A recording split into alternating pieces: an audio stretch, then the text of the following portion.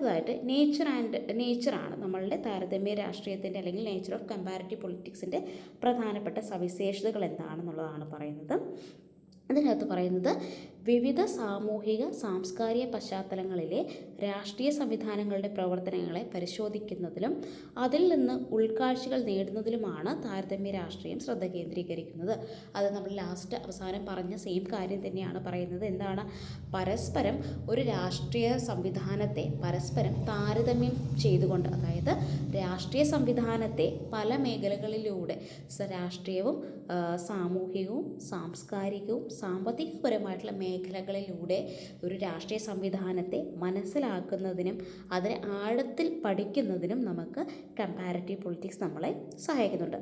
So അത് രാഷ്ട്രീയ ജീവിതത്തിന് മുഴുവൻ സ്പെക്ട്രവും, അപ്പോൾ ഈ എല്ലാ ഘടകത്തെയും നമ്മൾ ഉൾപ്പെടുത്തുന്നതുകൊണ്ട് തന്നെ അതൊരു പൊളിറ്റിക്കൽ സ്പെക്ട്രത്തിന് മുന്നോട്ട് വയ്ക്കുന്നു, അല്ലെങ്കിൽ ഒരു രാഷ്ട്രീയ ജീവിതത്തിൻ്റെ മുഴുവൻ സ്പെക്ട്രത്തെയും ഇത് ഉൾക്കൊള്ളുന്നു എന്നുള്ളത് കൂടെ നമ്മൾ മനസ്സിലാക്കണം.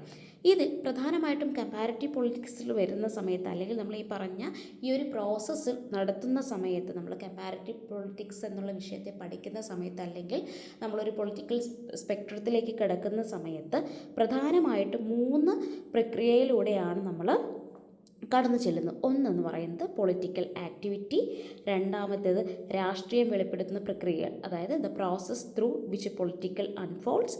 Then third one is the dynamics of political power, അതായത് രാഷ്ട്രീയ ശക്തിയുടെ ചലനാത്മകതകൾ, അതായത് നമ്മളുടെ രാഷ്ട്രീയത്തിലുണ്ടാവുന്ന വ്യതിയാനങ്ങൾ അല്ലെങ്കിൽ മാറ്റം മുതലായ ഘടകങ്ങളെ നമ്മൾ എന്ത് ചെയ്യുന്നുണ്ട്?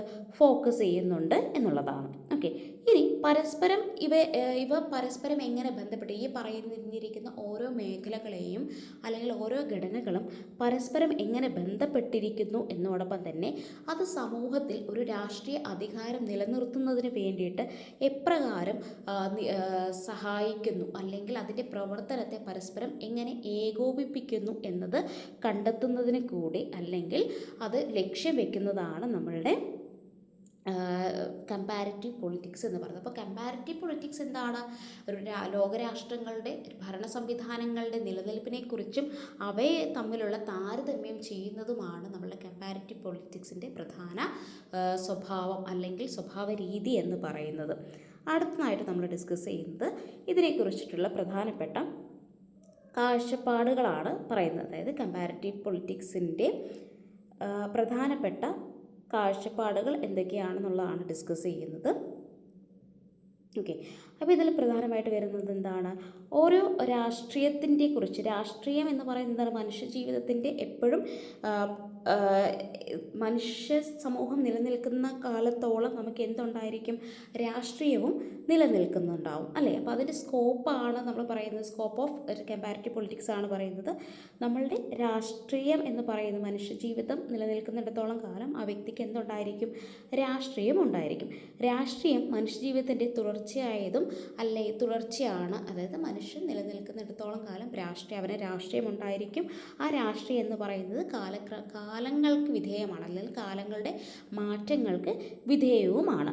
സമൂഹത്തിലെ വെല്ലുവിളികളെയോ സംഘർഷങ്ങളെയോ പരിഹരിക്കുന്നതിനായി തീരുമാനങ്ങൾ എടുക്കുന്നതിലൂടെ അതെല്ലാ കാലത്തും എല്ലായിടത്തും നിലനിൽക്കുന്നുണ്ടാവും. അതായത് മനുഷ്യ ജീവിതം അല്ലെങ്കിൽ മനുഷ്യൻ നിലനിൽക്കുന്നിടത്തോളം കാലം മനുഷ്യന് ഒരു രാഷ്ട്രീയ അവബോധമുണ്ടായിരിക്കും.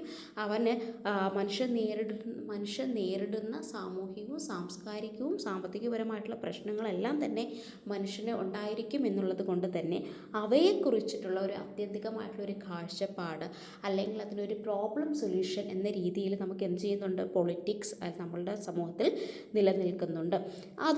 അതുകൊണ്ട് കമ്പാരിറ്റീവ് പൊളിറ്റിക്സ് എന്ന് പറയുന്ന ഒരു വൈഡായിട്ടുള്ള അല്ലെങ്കിൽ വളരെ വ്യാപ്തിയായിട്ടുള്ള ഒരു സബ്ജക്റ്റാണ് കമ്പാരിറ്റീവ് പൊളിറ്റിക്സ് എന്ന് പറയുന്നത്.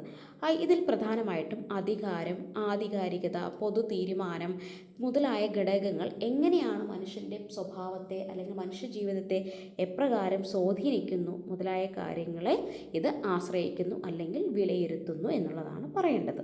ഓക്കെ, ഇതിൽ പ്രധാനമായിട്ടും മൈക്കൽ ഓക്സ്ഫോർഡിൻ്റെ അഭിപ്രായത്തിൽ രാഷ്ട്രീയ പ്രവർത്തനത്തെ അദ്ദേഹം അഭിപ്രായപ്പെടുന്നത് ഒരു പൗരസമൂഹത്തിൽ ആളുകൾ ഒരുമിച്ച് കൂടി അവരുടെ സമൂഹം എങ്ങനെ സംഘടിപ്പിക്കണമെന്ന് ചർച്ച ചെയ്യുമ്പോൾ അവർ ചെയ്യുന്ന ഒരു പ്രവൃത്തിയാണ് പൊളിറ്റിക്സ് എന്ന് പറയുന്നത്. അതായത് ഓക്സ്ഫോർഡിൻ്റെ നിർവചനം പ്രകാരമാണ് മനുഷ്യൻ അവൻ്റെ സമൂഹത്തിൽ, അവൻ നിലനിൽക്കുന്ന സമൂഹത്തിൽ എന്ത് വേണം എന്നുള്ളതിനെ പറ്റിയിട്ടുള്ള ഒരു ചർച്ച അല്ലെങ്കിൽ ചർച്ച എടുക്കുന്നതിൽ നിന്ന് അല്ലെങ്കിൽ തീരുമാനമെടുക്കുന്ന ഒരു പ്രോസസ്സാണ് അവൻ്റെ രാഷ്ട്രീയം എന്നുള്ളതാണ് മൈക്കൽ ഓക്സ്ഫോർഡ് അഭിപ്രായപ്പെടുന്നത്.